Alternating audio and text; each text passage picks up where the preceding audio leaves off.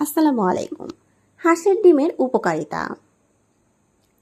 যারা হাঁসের ডিমের তুলনায় মুরগির ডিমে ভিটামিন বেশি, তাদের জন্য এই উপদেশটি কাজে দিতে পারে।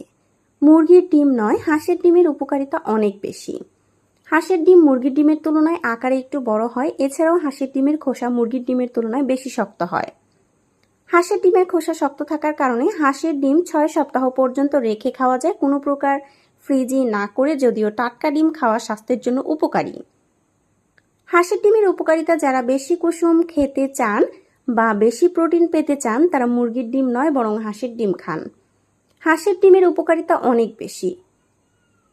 হাঁস না মুরগির ডিমে পুষ্টি বেশি। 100 গ্রাম হাঁসের ডিম থেকে 185 কিলো ক্যালোরি এনার্জি পাওয়া যায়, যেখানে 100 গ্রাম মুরগির ডিম থেকে পাওয়া যায় 149 কিলো ক্যালোরি এনার্জি। কার্বোহাইড্রেট ও মিনারেলের পরিমাণ সমান হলেও হাঁসের ডিমে প্রোটিনের পরিমাণ সামান্য বেশি।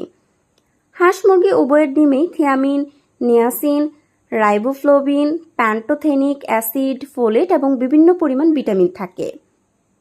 100 গ্রাম হাঁসের ডিমে ক্যালসিয়াম যেরকম থাকে এবং 100 গ্রাম মুরগির ডিমেতেও ঠিক একটু কম থাকে, কাছাকাছি বলা যায়।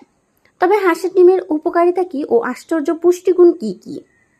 হাঁসের ডিম মেয়েদের স্তন ক্যান্সার থেকে রক্ষা করে। যারা প্রতি সপ্তাহে 6টি করে হাঁসের ডিম খায়, তাদের স্তন ক্যান্সারের সম্ভাবনা 40% কমে যায়।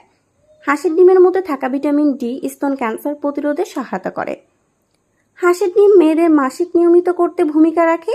গবেষণায় দেখা গেছে, যারা নিয়মিত হাঁসের ডিম খায়, তাদের মাসিকের সমস্যা দেখা দেওয়ার সম্ভাবনা অনেক কমে যায়। যাদের ত্বক শুষ্ক হয়ে যায়, রুক্ষ হয়ে যায়, তারা হাঁসের ডিমের তৈরি স্যুপ খেলে ত্বক শুষ্ক হওয়ার দূর করতে পারে। বিশেষ করে শীতকালে হাঁসের ডিমের তৈরি স্যুপ ত্বক মোলায়েম ও কোমল রাখতে সহায়তা করে।